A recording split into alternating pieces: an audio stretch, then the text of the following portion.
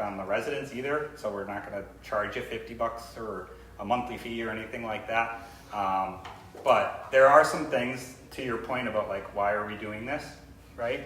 I think the biggest reason the organization as a whole, and hopefully nobody quotes me on this, but is that the real reason behind it is the leak sensors, and the rest just comes with it.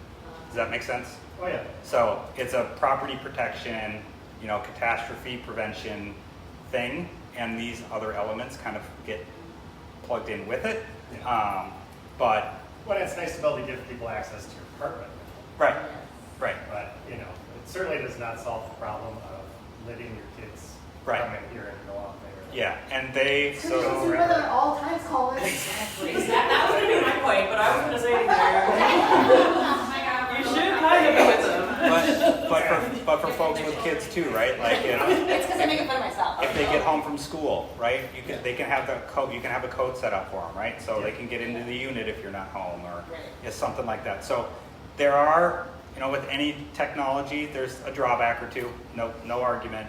But I think over time, like of the residents, so I have 300 units at my building, and then I did one of these sessions at another property of ours in Edina, and that, I don't know if I can talk about that. So that building came with some additional challenges as far as the residents go. Sorry, I'm trying to be a little discreet. But of all the people that I personally met with that were nervous, scared, anti, 95% of them either don't use it at all and they just use their apartment like they used to, or they love it. I haven't had anybody come in and be like, I want this out of here now. It's terrible. So that's just my kind of 2 cents. But like I said, you can choose to use it how it's designed or not. With that fob/Bluetooth factor, we'll get to the we have to figure that part out. Yep, we'll get to the bottom of it. So we don't know that. That's the one question we just don't know if you can have both. If you can have a fob and have the access. So we'll have a choice. Like if I still want to have a fob, I can have. No offense, this is making it hard for me. I'm just a single dude. I live by myself. I got a key fob. Lets me in everywhere I need to go. Right, and I think from the sound of it, that will remain the same if you want the fob instead. Yeah, you can go with the fob option. It just won't work for your apartment door. Don't lose it. It just won't work for your apartment door. You'll have to have a fob. You'll have to use your code to get into your unit with the code. That's it. You'll just have to remember 5 digits. Your code, your fob will work for everything. Nothing else changes. Yeah. What happens if the lock on your door stops talking to the internet? Shouldn't matter because the hub itself, which is in the thermostat, that was one piece I didn't mention. So the hub, you can choose to connect it to your home network, okay, if you want. It's not mandatory. It does operate marginally faster, I would say, if it's on the physical internal home network, but that kind of makes people a little uncomfortable, which is totally legit. If you don't want to add it to your network, that's fine because it runs automatically on a cellular network, so just like your phones do. So if it's not on the network, that's fine. It might work a fraction of a second faster, but it should never stop communicating because it's cellular. So your front door talks to your thermostat, which talks to the cellular network. And the hub has a battery as well. The hub is your thermostat, so it's got a direct power source. Or no, yes, batteries. Battery. Yep, batteries. Because otherwise, if the power went out, then great. So that's the good thing though, is that if the power goes out, no matter what, you'll be able to get into your unit because it's battery powered. So the power, like my building when it was struck by lightning, everything was dead. But the only thing that worked, kind of funny but not PTSD, is front doors because they could just light up, punch it in with a battery, and they could get home. We had people parking on the street because the garage doors didn't work. I mean, the rest of it was a nightmare, but that was actually the one saving grace. What if the cell network goes down? I'm sorry? What if the cell network goes down?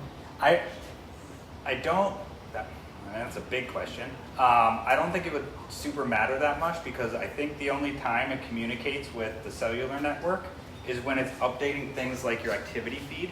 Does that make sense? Because you can walk up to your, I've had my thermostat completely off the wall. Oh, that's different because I don't have that style. But Oh, you're Bluetooth sending out the doesn't front run door. on. Bluetooth doesn't run on cell. Like you can use Bluetooth and airplane mode on Right. So, Well, I'm talking about the big network, not the Yeah. phone network. Yeah.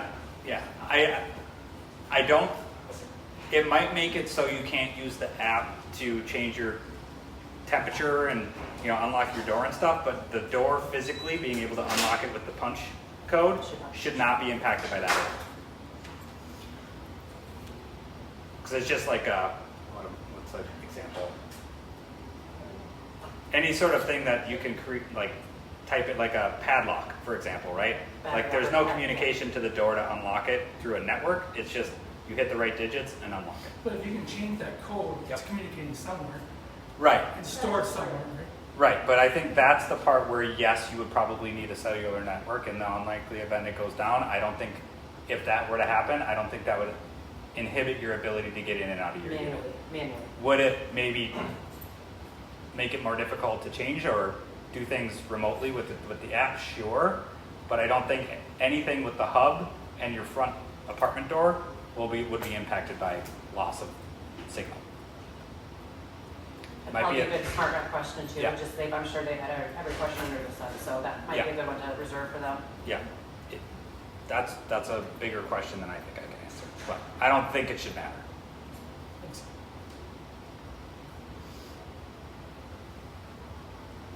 Everybody's excited now? No more questions? No, I'm just kidding. So, I guess I'm a little concerned that we're sacrificing personal security for some leak monitors. okay, Because anytime you introduce a smart system, especially with safety with locks, sure, there are opportunities for ransomware, for hacking, sure. for the network to go down. There have been bad actors with SmartRent historically Mhm. that have led to break-ins. And so I guess I'm concerned that if the goal is making sure that we don't have leaks that destroy the community, which is very important, why then do we have to opt in to our front doors being changed into a system where because it's connected to the network, because it's even if we don't use the app, it's connected to the Sure, SmartRent sure. system, that there is opportunity for more risk for our personal security. Okay. Trying to think of how to answer that in a way.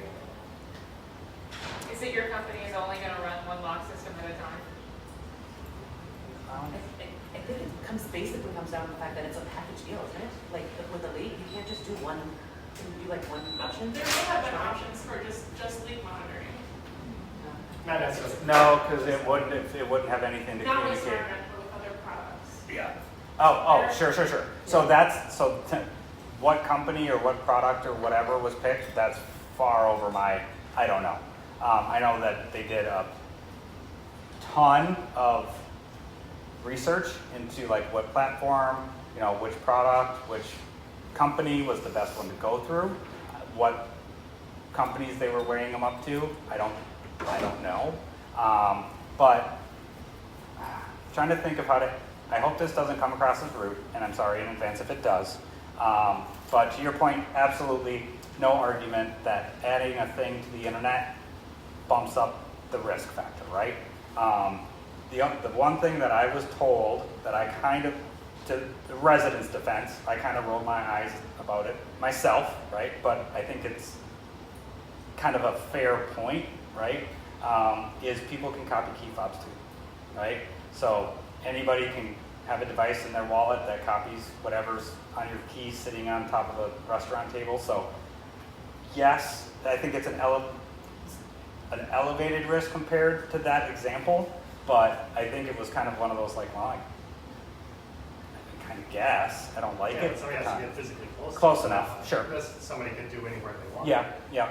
And that's getting into the realm of like, I'm not very super tech savvy, right? So if there are more elevated questions about cyberware and malware and they're kind of. I think it's more the problem that we can't opt out and it's not being included in our current lease agreements. Well, it is. Yeah, actually. Yep, it is. It is in the current lease agreement. I forget which actual section. I can forward it. I know I've pulled it before. It's something about making improvements or alterations to the property or something like that. Does it specifically say we can go in and add SmartRent to your home? No, it doesn't. But it does fall into the category of upgrades, alterations, or It's a smart something, yeah.